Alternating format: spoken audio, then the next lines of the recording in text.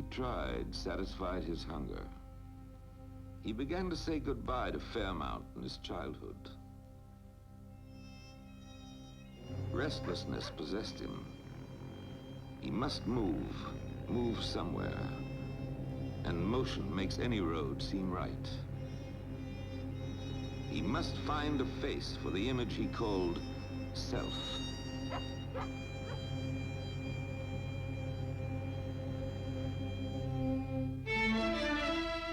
Every block in Los Angeles had more people in it than the whole town of Fairmount and all the farms around it put together. And none of them had ever heard of Jimmy Dean. He could be anything here. He looked down at the city and planned his strategy as he had often looked at a winter field and considered the crops he would grow. Maybe if he behaved like everybody else, he might belong somewhere and become something. And he came down the hill.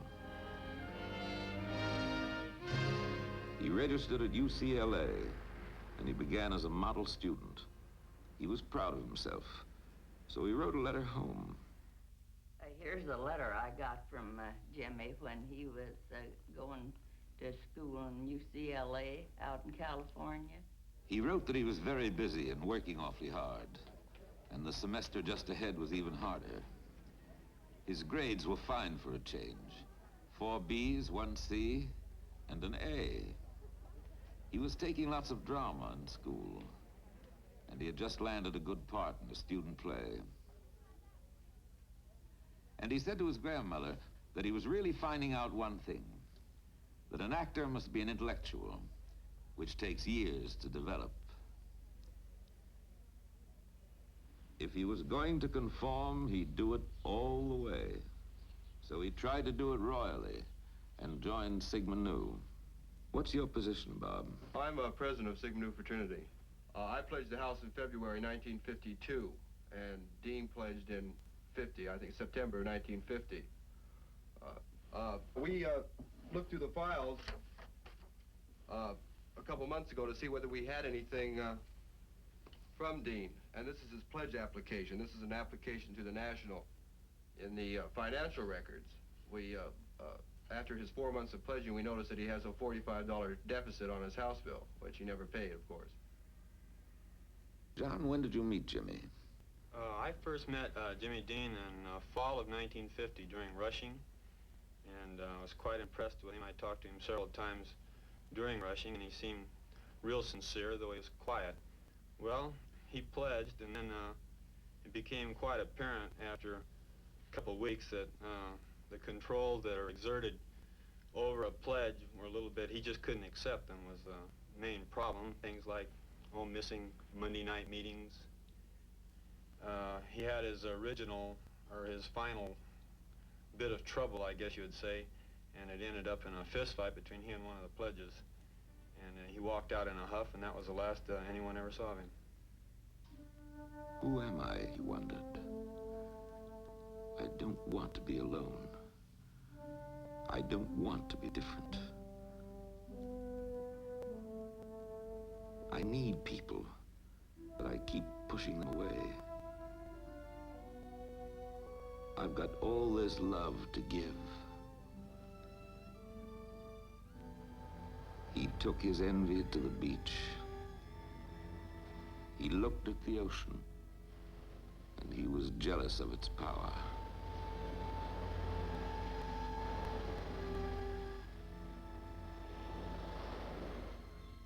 He envied the gulls for having found each other. He envied them their freedom and their solitary flights. Suddenly, he knew that as an actor, he could be the ocean and flood everything with his power. As an actor, he could be a gull and rise higher than any living thing. He would become an actor, really an actor. He would conquer New York and press the theater to his feet. Then he would come back and conquer Hollywood. He would rise so high, he would almost vanish, and everyone would beg him to come back. night, he saw a dead bird in the sand and wept for it. But he was on his way. Jimmy Dean was going to be somebody. He needed car fare to get to New York, so he did his first movie. It was filmed on the merry-go-round in Griffith Park, and Jimmy was an extra. A one-minute commercial for a soft drink company. The ride took him all the way to Times Square.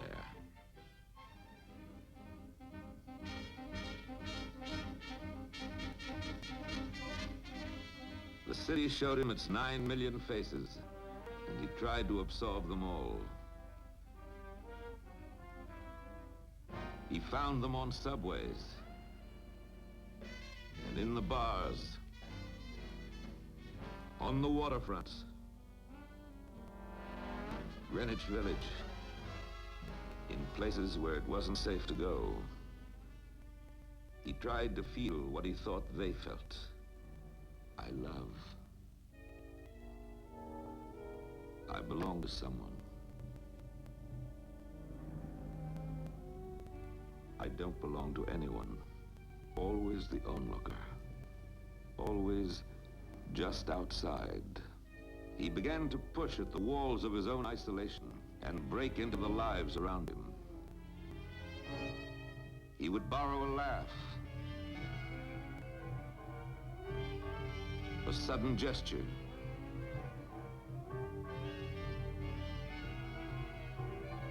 the droop of sadness.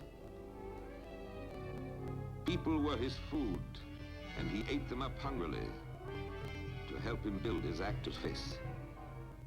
His appetites were large, but he was never quite full. Neither was his suitcase. He thought sleep was a waste of time, and if he slept, he might miss something. Afraid of his solitude, afraid of his dreams, he prowled through the nights like a hunter.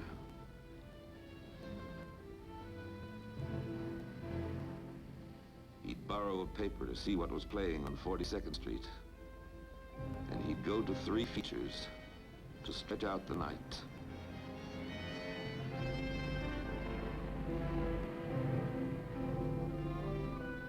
Sometimes he'd register a small hotel that was left behind when glamour moved uptown. And when his money ran out, so did he. But he found a second home, Jerry's Bar, where he was always welcome. The gentleman on the left is Louis. He was Jimmy's favorite waiter. The one on the right is Jerry. He owns the place. How was his appetite, Jerry? Always spaghetti. He was a spaghetti boy. He says, I'm going to be an Italian by spaghetti eater. He laughed like hell because he thought he could roll just like an Italian. I taught him once, and he'd follow again and again. And he used to laugh every time I looked at him. He could roll spaghetti just like he was born in Naples, Italy. Care to comment, Louis? Well, I can just say plenty about him because he used to come in at times, you know, that he didn't have anything. That's when he first started. And he used to ask me, or ask the boss, is it all right if I get a plate of spaghetti? And you make good for it? So the boss said, sure, go ahead, give it to him, you know? And so things and so on. Did he ask for anything else? Yes, he did. Many times I'd give him rent money. And he always paid me back. When he made it, he paid Good me boy. back. Then he promised me, he says, Louis, he says, if I ever get up on top, he says, I'm going to take care of you. Could you tell us about the champagne episode? You mean when he came in with the bottle of champagne that he bought from the outside? Well, he came in that night, he had the champagne wrapped up in a bag, a package, and he told me, he says, Louis, come in with 3 other boys, and he says, Louis, he says, give me a few glasses here and open a bottle for me. So I said, Jimmy, I said, look, it's against the rules of the house, and I can't do that for you. But if I do that for you, I said, I lose my job. Because we carry champagne in here, you can't bring it in from outside. You know? Just buy it here. So take that home, would you? In other words, and you buy some here, and then you drink it up. So he got so peeved that he opened the bottle, he ran to the beer cooler, and he dumped the whole bottle in the beer cooler. Then after that, he says, well, bring me some champagne. I said, what do you want, a quart, a fifth, or you want splits? He says, bring us 2 splits. Then he bought 2 splits, and he says, well, divide it up between us. There was 4 of them. Did he ever bring his drums? Oh, bongo drum. He used to come in there, you know, for a couple of nights. He used to bring it on his back. He used to carry it on his back, you know, with a strap. Dungarees, you know, and the thing, he looked like nothing, you know. A lot of people used to ask me in the place. They say, who's that boy there? I said, he's a good boy. He's going to be a big actor someday. They say, you're crazy. I said, that's Jimmy Dean, you know. I said, nobody wanted to believe it, you know. So anyway, he came in with the drums and he started to rap on the drums, you know. And he was making so much noise that everybody was getting annoyed in the place, you know. I went over to him. I said, Jimmy, I'm sorry, but you can't do that. And he got peeved again. You know, he was a boy that, I don't know, he was hard to understand, you know. It's a wonderful, generous city behind the brick and mortar, Jimmy said. And it's full of perceptive, wonderful people. People he wanted to work with. People he wanted to know. People he hoped would respect him one day. Whose names were written in lights, and he wondered how it would feel.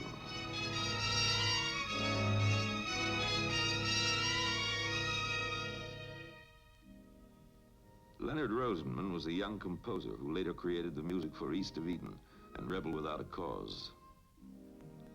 To save expenses, they took an apartment together. It was a 5-story walk-up with portholes like a ship. Jimmy called it a wastebasket with walls.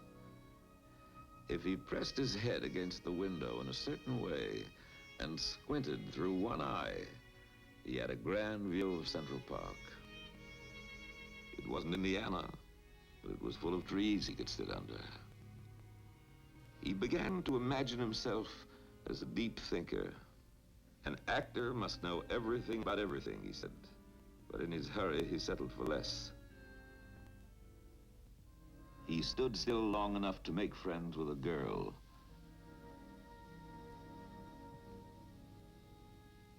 Arlene Sachs. I knew him. Once I told him I loved him, but he pretended he didn't hear. And then he said, you can't love me, and I don't think anyone can yet. We listened to music together, Bartok and Schoenberg and Mozart.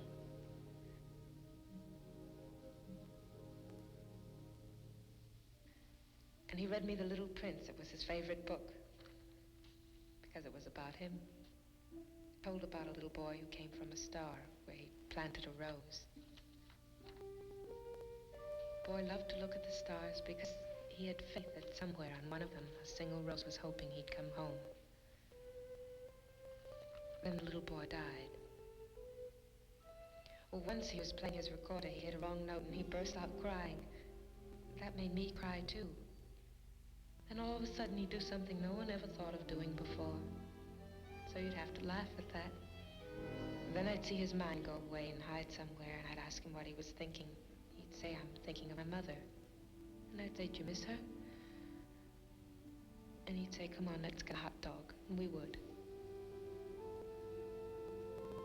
I always had the feeling I should open the window and say, fly, bird. He pounded the pavements looking for work. And he wrote letters home. And when he wrote to Aunt Hortense, he always started with, Dear Mom. And he said he felt ashamed to be always needing something. But if she was going to send him a Christmas present anyway, he'd rather have the money. And he wrote to them all and said he could never forget what they'd done for him, and that he wanted to repay them by being a big success. And he'd try not to take too long. And he finally made it. Yes, one night, it was a Sunday night. I walk in the place and Jimmy Dean, it was a very stormy night outside, rain, and Jimmy Dean has got a pair of dungarees and a pair of sneakers, all soaking wet. And he got an open shirt and it was a lumberjack, non-shaved, uncombed. He's drinking a double scotch. And Louis was serving him. I said, what are you doing? Go to help yourself? Which was a nice boy. He always took my advice. He says, no, Pop. He says, I got to do something tonight. I want to look very natural. He said, and he was smiling at me. I said, what are you going to do? I told you we'll do something crazy. He says, no, I got to do something a little while that surprise you. So time came. He got up. He said, look, I'm going to be right back. He set the television at such station. was set to television. He would appear on G-Man in action. He's a drunken waterfront man. Just the way he got up out of my seat. Came back about 20 minutes late. He laughs like hell. Says, now you're going by me, though, Scott. You'll have one with me. Is that all right? Jimmy developed a reputation as the most troublesome young actor in New York. When he came to rehearsal, his directors never knew from minute to minute just what he planned to do next. Or if he planned to come at all. An actor said, "He plays my nephew, and I'm supposed to say you will forgive him if he acts a little strange. But how can I say he acts a little strange when the son of a gun is crazy?" why do I do these things, Jimmy wondered. And he really didn't know. But he wanted more than television. And a small building on an unimpressive street drew him again and again. The Actors Studio. Lee Strasberg taught here. So did Kazan. To be the best, he had to learn from the best. He would prepare himself. He tried a new experiment.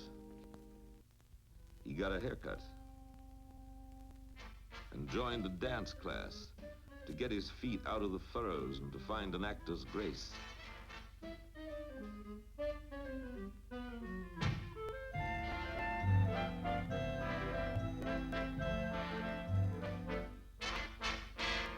During this time of preparation, he met a taxicab driver, Arnie Langer, who became his friend. First time I met Jimmy, he had a date with a girlfriend of mine. Brought her over to meet me. I didn't know who he was. He hadn't been in movies yet.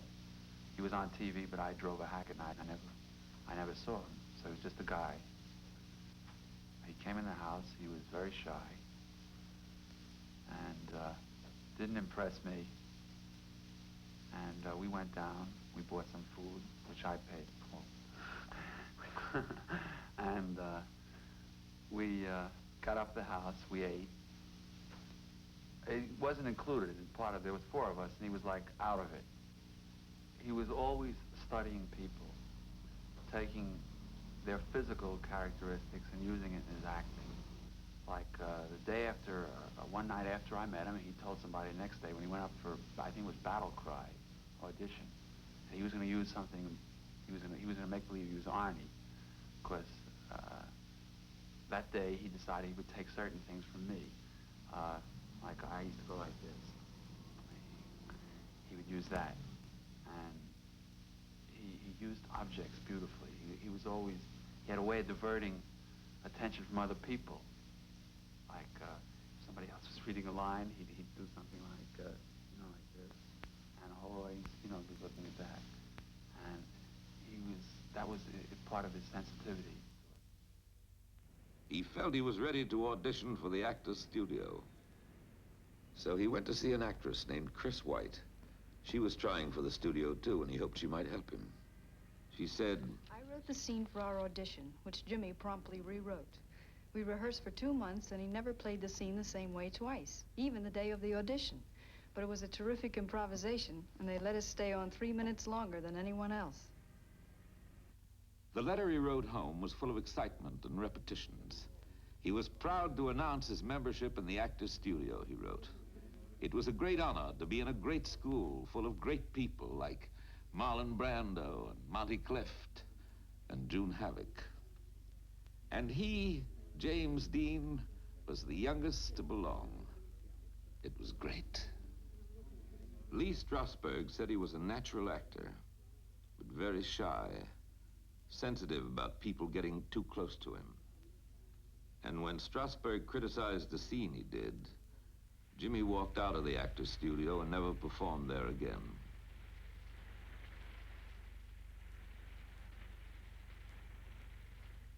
He was offered a contract for his first Broadway play.